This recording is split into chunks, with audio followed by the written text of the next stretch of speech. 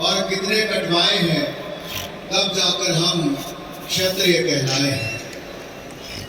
अपना जीवन देकर सबका जीवन खरीदने वाले, अपने कर्तव्य को ही जीवन की सार्थकता और गहन उत्तरदायित्व समझने वाले, अपने आप को संपूर्ण रूप से अपने लक्ष्य से बांधने वाले, समाज में अनुशासन की भावना भरने के लिए स्वयं को आत्मशासन में बांधने वाले, जीवन की ठोकरों और परीक्षा को अपना सौभाग्य मानने वाले, समाज के लिए जीवन, गौरव और सम्मान जुटाने के लिए अनोखे साधना कुटुंब श्री क्षत्रिय युवक संघ के प्रणेता परम पूज्य तन सिंह जी की 100वीं जयंती पर मैं उनको कोटि कोटि नमन करता हूं, वंदन करता हूं, प्रणाम करता हूं। श्री क्षत्रिय युवक संघ के संरक्षक माननीय भगवान सिंह जी और संघ प्रमुख श्री लक्ष्मण सिंह जी, मंच पर उपस्थित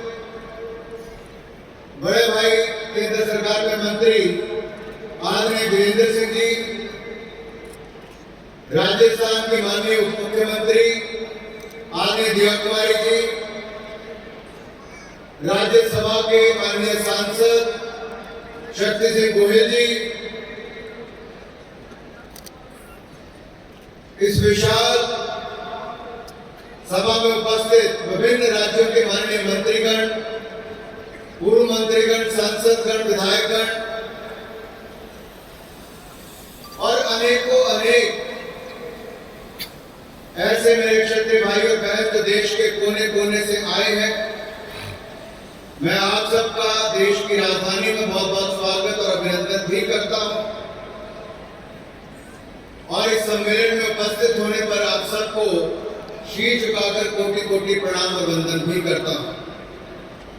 जिस संघ की वैचारिक नींव मात्र 20 वर्ष की आयु में एक छात्र द्वारा अपने छात्रावास में रखी गई हो और उसका देश की राजधानी दिल्ली में इतना बड़ा सम्मेलन देखकर मेरे हृदय को अति प्रसन्नता हो रही है। साथियों, बुज़दिली से इतिहास कभी बनता नहीं, सिफारिशों से इतिहास कभी बदलता नहीं। अमर है किससे अनगिनत हमारी जाबाजी के, जनाब राजपूत है हम, जो अपनी माटी पर मरने से कभी डरता नहीं।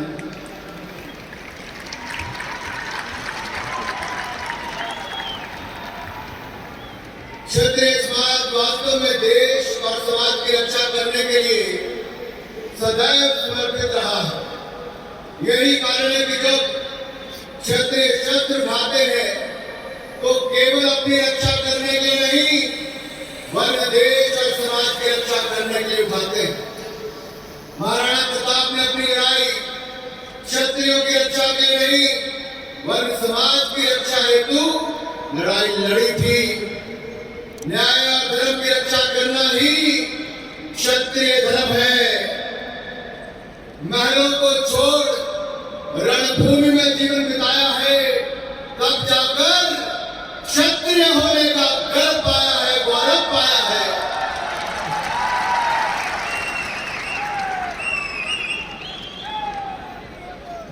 ऐसे युग पुरुष विरल ही होते हैं, ऐसे युग पुरुष विरले ही होते हैं जो देवसान के इतने वर्षों के बाद भी समुदाय के इतने सारे लोगों को एक साथ जोड़ पाने में और समाज को एक सूत्र में बांधने पर अपना समर्थ हो।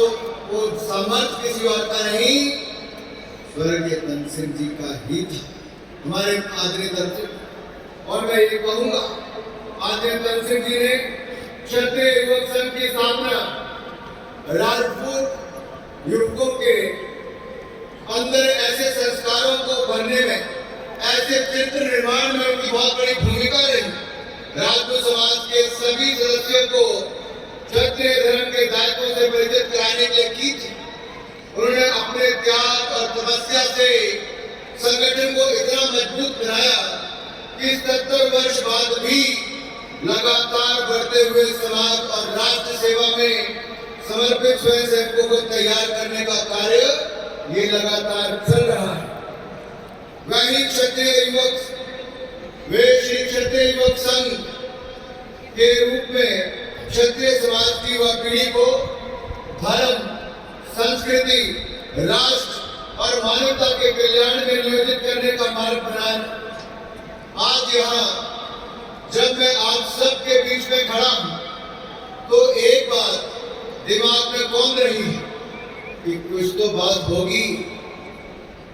हम में तभी तो कहा गया कि रघुकुल रीत सदा चली आई, प्राण जाए पर वचन न जाए। हमारी यही कमिटमेंट, हमारी यही प्रतिबद्धता, यही जज्बा हमारी पहचान है कि जब जब इस भारत भूमि को अपने सपूतों की जरूरत पड़ी तो खून का एक एक कतरा बहाकर हमने अपनी मातृभूमि का गौरव बढ़ाने का कार्य किया है। बोलो रघुनंदन सियावर रामचंद्र की, रघुनंदन सियावर रामचंद्र की। साथियों, क्षत्रिय होना गौरव की बात है। वास्तव में क्षत्रिय भी एक धर्म है। हमारा इतिहास रहा है कि देश और समाज की रक्षा करने के लिए अपना सर्वस्व न्यौछावर कर दिया। शौर्य और साहस के प्रतीक होने के साथ ही दया, क्षमा, करुणा, न्याय और धर्म का सदैव पालन किया है और आगे भी करते रहेंगे। श्री धन सिंह जी आधुनिक युग के अग्रणी विचारकों में से एक, जिनके आदर्शों को अपनाकर आज अनेकों क्षत्रिय युवा समाज और राष्ट्र की सेवा में अपनी भूमिका निभा रहे हैं। श्री क्षत्रिय युवक संघ के संरक्षक माननीय भगवान सिंह जी का संघ में योगदान अत्यंत महत्वपूर्ण रहा है और मुझे पूर्ण विश्वास है आप आगे भी अपना आशीर्वचन, मार्गदर्शन हमें सदा देते रहेंगे। किसी भी समुदाय और समाज का पूर्ण विकास तब तक संभव नहीं है जब तक महिलाओं और पुरुषों दोनों का समान रूप से अवसर न प्रदान किया जाए। हाल ही में देश ने अपना 75वां गणतंत्र दिवस बहुत ही धूमधाम के साथ मनाया और इस गणतंत्र दिवस में धूम किसी की रही तो भारत की नारी शक्ति की रही है। केवल भारत की नहीं, पूरे विश्व के लोगों ने ये देखा कि किस तरह से भारत की बेटियों ने थल, जल, नभ और अंतरिक्ष में लोहा मनवा रही। हमारी तीनों सेनाओं के अग्रिम मोर्चों पर देश की बेटियां हैं। नारी सशक्तिकरण के इस अहम पहलू की गुणता को समझते हुए श्री भगवान सिंह जी ने संघ के प्रशिक्षण और मूल्यों को महिला और बालिकाओं तक पहुंचाने का कार्य किया है।